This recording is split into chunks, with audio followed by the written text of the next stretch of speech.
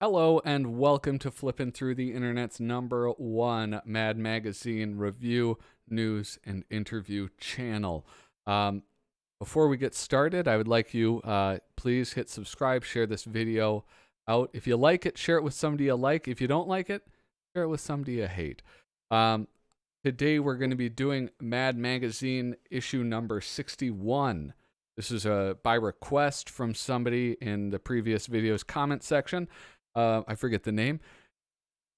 I'm so glad that they did. I sort of forgot about this cover, and this is an issue that I recently picked up.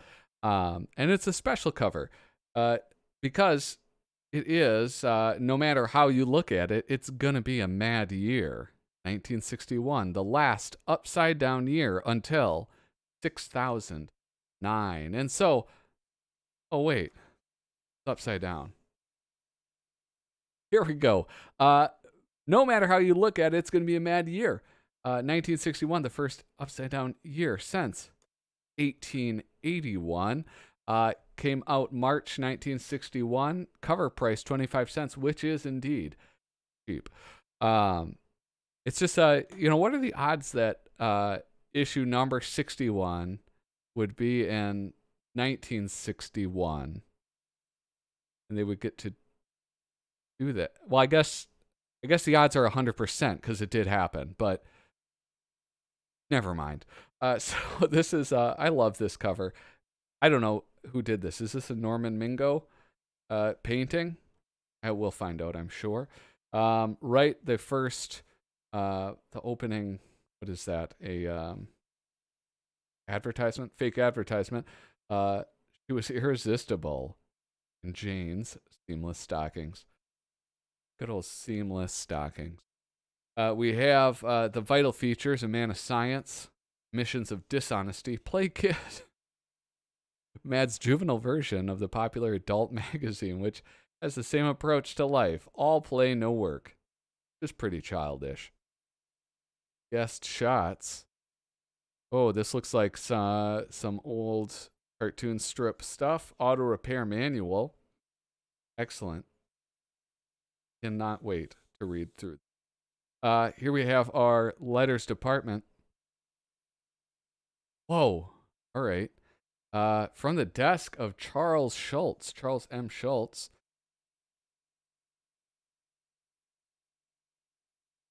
I was just looking a little closer. It's from California. Yeah, he's from Minnesota, which is where I'm from. And so I guess, the thing is, if anybody, here's the thing that Minnesotans do. If somebody even has like the just slightest connection with our state, we claim them. Like Winona Ryder was born in Minnesota, not raised, mind you, born in Minnesota, and then named after a town in Minnesota. And then, we still have some amount of pride about that. There's who else was it? There's the lady who wrote the movie Juno. She lived here for a couple months. People were like, very enthralled by that. Claimed her as our own. Anyway, gentlemen, thanks for giving the Great Pumpkin the recognition he deserves by putting him on the cover of your Halloween issue. Your friend, Linus. Oh, that's very sweet. That's just a very sweet thing from Charles Schultz. Here we have the bisque china bust of Alfred E. Newman. I've seen some of these online, but they don't look like this. This actually looks like two-tone. Like this part is painted or something to look different than that. The ones I've seen online don't look like that. Anyway. So here we go. A man of science, America's next mass media hero. Story of Albert Einstein.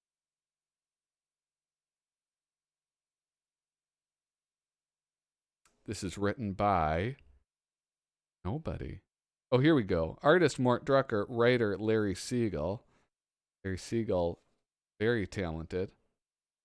Story of Albert Einstein. All right, so hold on. I'm now beginning to understand. At first I was totally disinterested in this.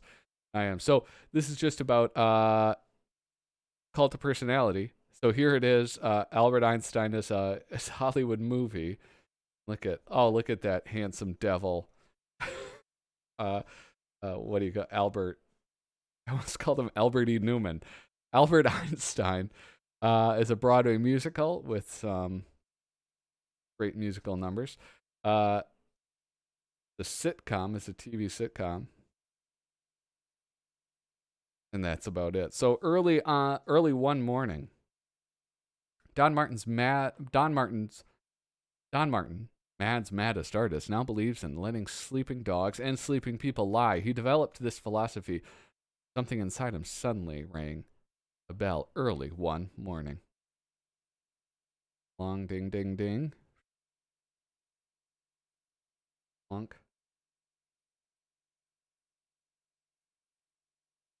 Wait, which one do you suppose is Don in this story? This is, I gotta say, I feel like this is a story that could have been told on one page. This is, I feel like this is a 6-panel cartoon, not a 12-panel cartoon. I think, later on when Mad would start doing things like the strip club, where they gave artists a lot less real estate. They had to tell the stories a lot more quickly.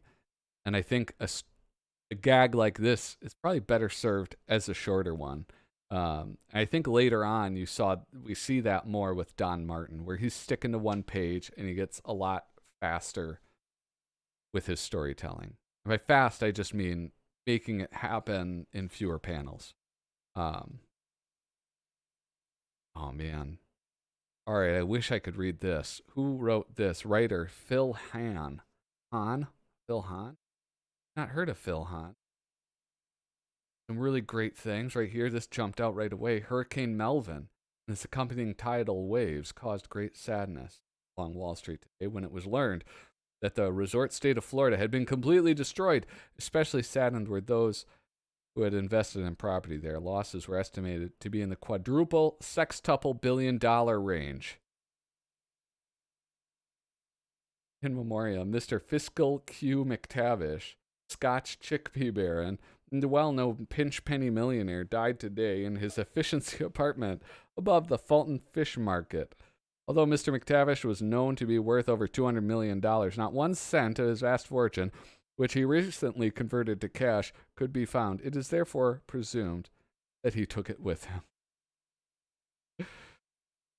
Oh my God. Oh, it keeps going too. This is like, how long does it take to write something? Here we go. Here's a master of storytelling. Antonio Projas. Now, this is when they still introduced him as the famous Cuban artist who defied the censorship of Castro regime with anti-communist cartoons until he was forced to flee Havana his life. Now he graces Mad with his cartoon sequence of friendly rivalry called Spy versus Spy. Oh no. He's died. Time has gotten him. They're singing, oh wait. Oh, he's dead? Oh goody. Goody gumdrops. I'm gonna go drink to his death. But instead he's poisoned. There we go. Oh, look it, he is dead. I remember in some previous episodes I was talking about how Projas didn't seem to be as gruesome. Like they were never like mangled, I guess. So I guess this I'm still not wrong. That's all that matters. Admissions of dishonesty still don't make it right. At the end of a TV show, they'll include a statement admitting dishonesty, like portions of the preceding program were pre-recorded on tape, the laughter was mechanically augmented, the sound effects were technically reproduced, and the contestants were carefully rehearsed. Miss Latour's figure was artificially enhanced, and I am talking through the aid of an Oh my. Submitting. Here, which one do I want to read? Delivering an auto repair bill. The attached bill does not take into account the following facts. We never even looked at your transmission. Your battery was in perfect condition when we removed it. The carburetor wasn't really adjusted because we personally didn't know where it was. Actually, we only kicked the 2 front tires and we deliberately added the wrong bill in our favor. Oh my God.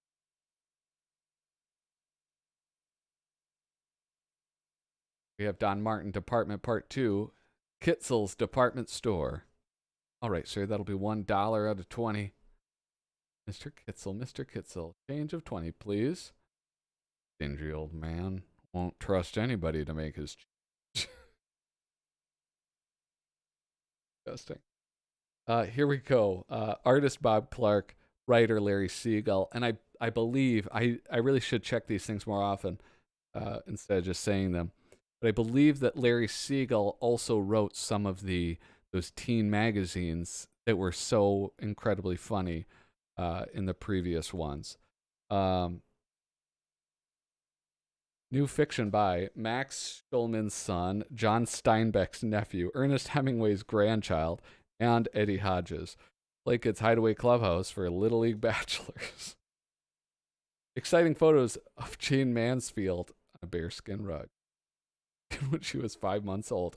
And then thank God. All right.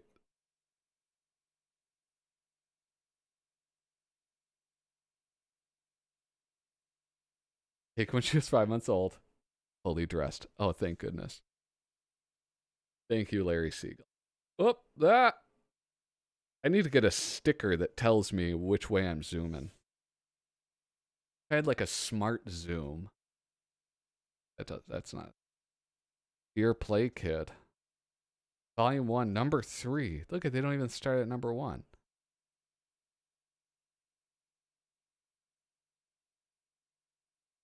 Hip Dites for Hip Hips. American Drinking Team.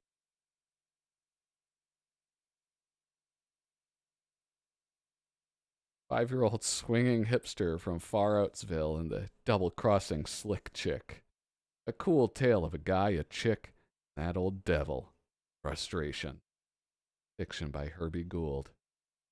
Brucey Smith was angry. Angry as only a sophisticated 5-year-old swinging hipster from Far Outsville could get when he'd let down by a double-crossing chick.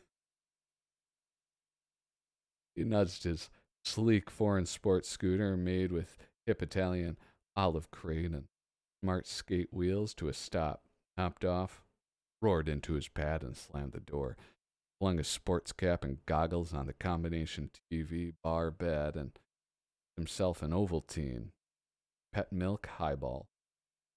There's one thing I don't dig, said Brucey between steps. Double-crossed chick who lets you down. I'm sure like this is, I mean, I find it funny regardless. But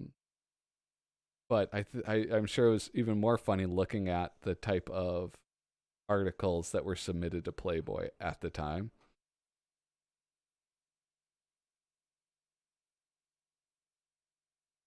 Note, because Play Kid magazine uses young, inexperienced printers, every so often our foldout gets crumpled in the printing press. But don't worry about this. It happens very rarely, perhaps once in every 200,000 issues. Do you ever get the feeling we're being watched? Oh my gosh. That's like the most, honestly, that's one of the more disturbing MAD one of the more disturbing MAD articles ever. But it was amusing. All right, is this Paul Coker Jr.? We have the writer Phil Hahn. That looks like Paul Coker Jr., doesn't it? Those kind of little sketchy lines there. So, MAD's peek through a microscope. Gosh, usually they'll like not credit the artist or the writer, not the artist. Looks like Ralph picked up a virus again. Saddle up, boys. We'll head him off at the pancreas. Those blasted red corpuscles again. Every May Day, it's the same old thing. Throw off your chains. Workers arise. Unite, unite. Down with capitalism. Oh, I love this one right here. Doom. Do you suppose they'll ever find a cure for penicillin? You can see though, I got this page is pulling out from the staples. Hard to find Mad magazines in real good shape, good condition. Yeah, Paul Coker Jr. There we go. Right. That's all that matters. Mad comprehensive small irritation insurance. E pluribus Newman. I'm going to get a tattoo of Alfred E. Newman. That would be probably a good idea. Artist George Woodbridge. Writer Cyrite. Cyrite? Cyrite? I don't know. Section 1, missing Sunday supplement insurance. Unannounced dropping in insurance. This codicil protects the insured against unexpected visits by the following persons, either living or dead, or by any facsimile thereof, with automatic double indemnity applying over weekends. Dropper in. Your mother-in-law, $18. Your other in-laws, $12 each. Wow, that's pretty good. So wait. Mother-in-law comes with father-in-law. You get 12 on top of that 18. Aunts and uncles, 5 each. Cousins, 4. Brothers and sisters, 3. Barroom acquaintance. Ex-girl/boyfriend, $20. Alfred E. Newman, $150. I don't know. You should pay. Get Alfred E. there. Forgotten punchline insurance. $50 joke deductible. This section offers cash payment in all cases where insured makes an idiot of himself by forgetting the punchline of a good joke. Amount of payment will be based on DOM, degree of mortification. That is very important. Experienced by claimant. Supplemental insurance. A, offers cash payment in cases where insured listens to joke where punchline is forgotten by some other idiot. Supplemental coverage. B, guarantees insured against having to hear the same joke over and over. This provision does not cover take me to your leader gags. All right. Guest shots. I'm going to kind of cruise on through here. We have, what do we have? Mort Drucker, the artist, drawing a fantastic Bob Hope and Frank Sinatra. Who's this guy? Is that Fred Astaire? Probably. Oh, no, Bing Crosby. Oopsie doops. Crosby. How could I be so... Wait a second. Is that the same person? Yeah, Bing Crosby. Oh, look at Dean Martin. Jerry Lewis, of course.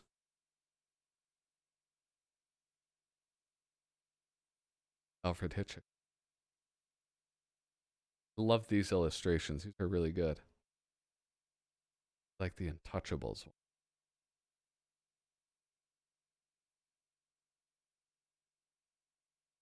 Here we go. Can we guess who did this? Wallace Wood. That's who. We just saw this in the previous issue. What issue was that? Did I bring it up super quickly? That was the previous issue, wasn't it?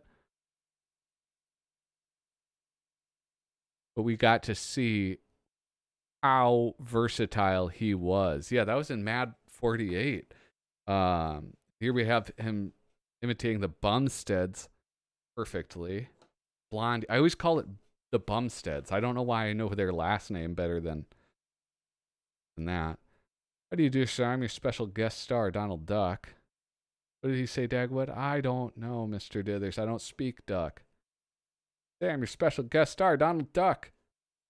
It's your job to get top flight guest stars for this strip. How dare you bring me something that quacks? But Walt Disney recommended him highly. Oh, and then he gets his ass kicked. I apologize, Dagwood. You have a level head on your shoulders. Thank you, sir. I'm booking his 3 nephews in for the holidays. Joe Palooka. Special guest star Dick Tracy. Bringing up father. I don't know this one. I know Little Orphan Annie. I recognize her, but I don't know Bringing Up Father. Writer Tom Koch. Lil Abner. I know him. Dennis the Menace.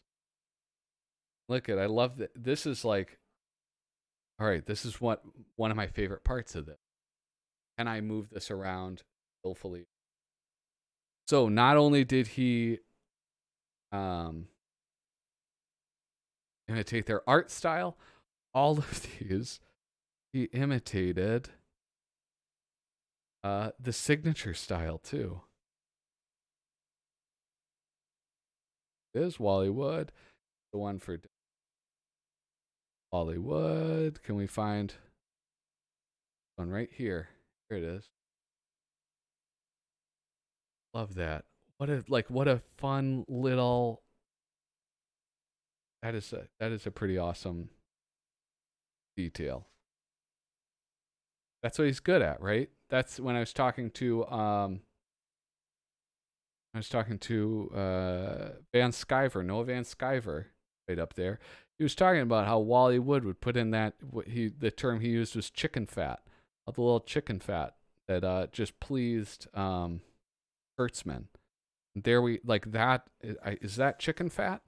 Doing stuff like that. I don't know. I'm gonna look that up. I should look up that term. Here we go, Spy versus Spy. Here's another installment of that friendly rivalry between the man in black and the man in white, both dedicated to the cause, outwitting each other as Spy versus Spy. Comes through with a little puppy. Spy follows him.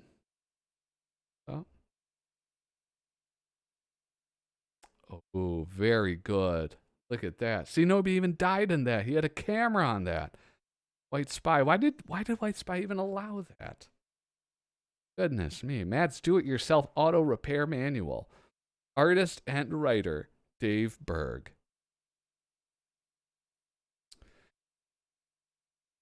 Checking the oil. Remove crankcase dipstick.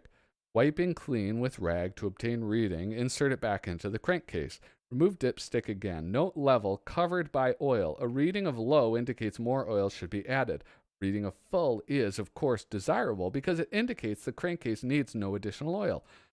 A reading of my cup runneth over indicates car was really owned by clergymen like used car man swore. My aunt used to say that whenever I would do something that made her happy, my great aunt Betty would say, my cup runneth over. Like that. That warms my heart. That really makes me happy to read that.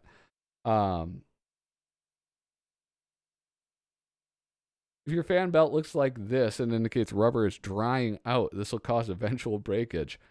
If your fan belt looks like this, it indicates pulley is misaligned and this will cause eventual breakage. If it looks like this, it indicates grease rot. This will cause eventual slippage or performance due to improper grip. If your fan belt looks like this, it indicates brain rot. This will cause eventual embarrassment when you find your pants falling. You know, like, honestly, all of this is, like, it's actual advice followed by absurd advice. Some of these remind me of the stuff Al Jaffe used to do earlier on in his career. He would do some of these technical drawings for some of the strips. See him in this smoking one, alternatives to smoking. How to change a flat. Jack up the car until flattened wheel turns freely, then remove hubcap. Carefully loosen and remove wheel bolts with wrench found in trunk. It's actually out of order. You should loosen them, then lift it. Right. Well, he's a cartoonist. You know, we can't expect him to know everything. Place the wheel bolts in the hubcap so as not to lose any of them. Yes, don't have Ralphie hold that. Remove wheel from axle and replace with spare wheel taken from the trunk. Place carefully. Found the wheel bolts all right. And now you lost the hub. Mad's 1961 TV premiere preview. Artist Bob Clark in a style that does this seem quite different. I like it. Some cool use of like zipatone. That through the fabric of that hair. Lovely. I really like this. Anyway, I just like the illustrations. I don't know if I like any of the gags. CBS Charles Collingwood arrives at the home of a person-to-person guest just before airtime. Finds nobody home. I'm going to kind of move on through this. Mad salutes an unsung hero. Slice photographer. Comer Bomley.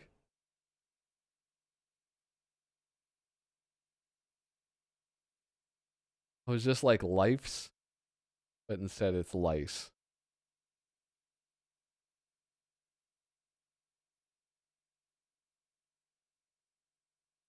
Who's the artist on this?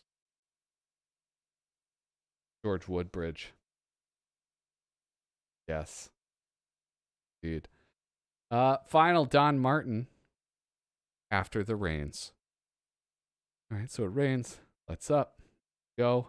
The indigenous people of North America come up. It is pouring out. They're the guys with the horse. Oh no, somebody's. That's a feel bad. Feel a little bad laughing at that. Photo by Lester Krauss, not our old friend. What was his name?